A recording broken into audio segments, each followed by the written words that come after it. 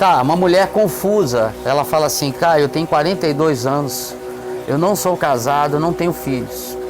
Até os meus 23 anos, eu tive relacionamentos breves, considerados satisfatórios e saudáveis.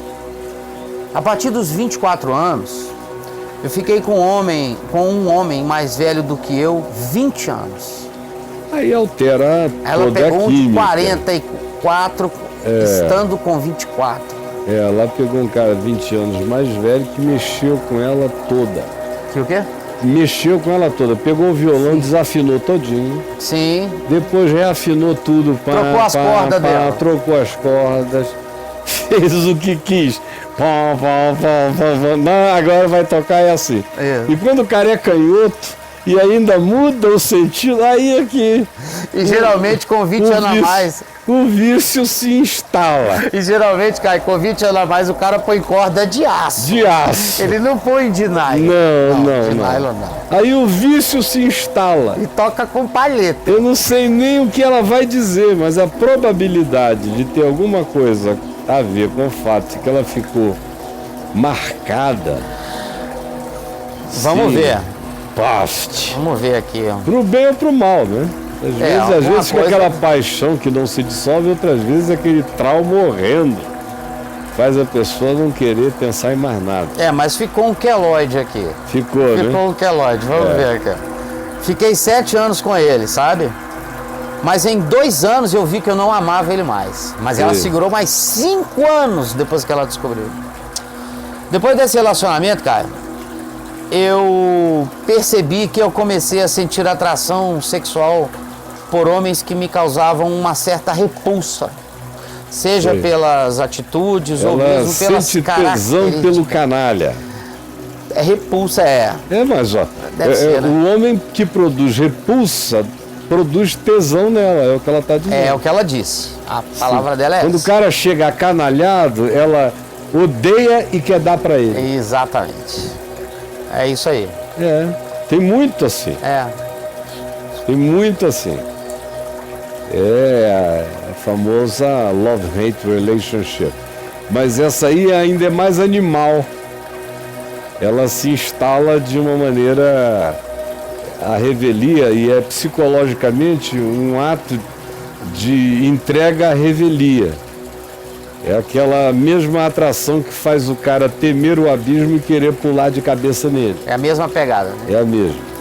Pois então, isso ficou muito confuso na minha mente, sabe, Caio? Antes do relacionamento de 7 anos, eu não tinha esse conflito, assim. Tudo era bem claro, definido na minha vida. Caio, seria possível me alinhar novamente de modo que... Antes de tudo, se ela pudesse falar do pai dela, que às vezes uma coisa dessa vem da ambivalência paterna. De um pai a quem você ama porque é pai e você aborrece porque é um canalha. E é uma figura mais velha, você veja que só aconteceu quando ela encontrou uma figura 20 anos mais velha. Podia ser até pai dela, 20 anos mais velho pode ser pai. Pode ser pai. Claro. Então, quando essa figura... Meu pai. De modo que os meus filhos... Meu pai tem 20 anos. Eu não sou muito mais velho do que 20 anos em relação aos meus filhos. Então, antigamente era normal, 21, 22, você já ser pai. Mas, tudo bem. Então... A pergunta que ela tem que fazer para ela mesma, talvez não dê tempo dela responder aqui, o que isso tem a ver com o pai dela. Com essa figura do pai dela, com ambivalências do pai dela, a quem ela amava porque era pai e a quem ela aborrecia porque era um canalha, cretino, abusivo. Não estou dizendo que foi isso, só estou dizendo que, considerando essa história tão curta, aqui narrada por ela, os elementos dela, não seria surpreendente depois de ela dizer que após esse homem, que era bem mais velho, quase um pai, porque ela perdeu o tesão depois de 2 anos, mas ficou com ele mais 5, 7 ao todo, ela só se interessa do ponto de vista da visceralidade sexual por aquele cabra que chega ostensivamente repugnante e é o mesmo que se faz profundamente atrativo para ela. Embora ela o aborreça, sexualmente ela quer ser perfurada por esse indivíduo. Então ela tem que se fazer essa pergunta. Antes de qualquer outra pergunta, ela precisa se perguntar sobre essa aí. O que mais que ela fala? Sim. Seria possível me alinhar novamente de modo que a atração seja pura e sem ser por quem, de certa forma, eu sinta repulsa? Caio, por que isso aconteceu? Quero me livrar disso. Bom, o que você me sugere? Por que aconteceu, eu já fiz uma sugestão. Não sei se é porque foi pouca informação. Tá. Eu sei quem é o pai dela para haver uma confirmação mínima. Agora, o que eu sugiro a você é que comece a fazer esse dever de casa, pense nisto. E amanhã volte aqui rapidamente e me dê um retorno. Caio, tá bom? Caio, quando você resgata a figura do pai dela, no que você diz, por que ele aparece só quando aparece alguém na vida dela? Esse cara de 20 anos a mais, que ele despertou essa coisa do pai que já tinha? Ou ele foi uma referência, talvez, de busca para ela que ela não sabia? Transmutou o significado do pai. Você acha que o significado do pai dela, até ela conhecer esse cara, estava adormecido? Não. Ela sentiu o que ela sentia pelo pai, amor e raiva.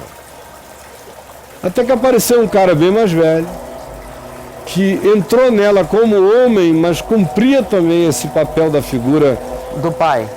Bem mais idosa, bem mais velha, bem mais experiente, uma figura de comando. Eu não sei como ele era, esse indivíduo, mas se porventura ele era também essa figura ambivalente, que despertou nela sentimentos que a fizeram gostar muito dele 2 anos e ficar, depois dos 2 anos, mais 5 ainda de manutenção relacional, é porque teve alguma coisa entre eles que os manteve.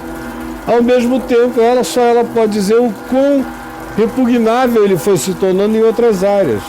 Talvez até pelo fato de que ela tenha transferido cada vez mais sentimentos filiais para essa figura, e ela foi se desconectando dele como homem e se vinculando muito mais num outro nível, é que ficou ainda mais repugnante para ela a relação. Tá. Mas como o pai dela, independentemente desse cara, era uma figura que carregava essa ambivalência, esse cara entrou apenas acrescentando sexo e gozo à conflagração dessa ambivalência dentro. Então ela ficou 2 anos, de 7 ela fica 2 com o homem e 5 com o pai. O pai e o homem. Tá. E aí depois que esse cara vai embora, todo mundo que chega com esse perfil, que corresponde provavelmente ao do pai e a desse cara, geram nela essa ambivalência. De um lado ela repudia, de outro lado dá uma vontade enorme de se ferir nele. Se ferir nele. Uhum. Então você é que tem que dizer para nós aqui, tá bom, minha filha? Beijo para você.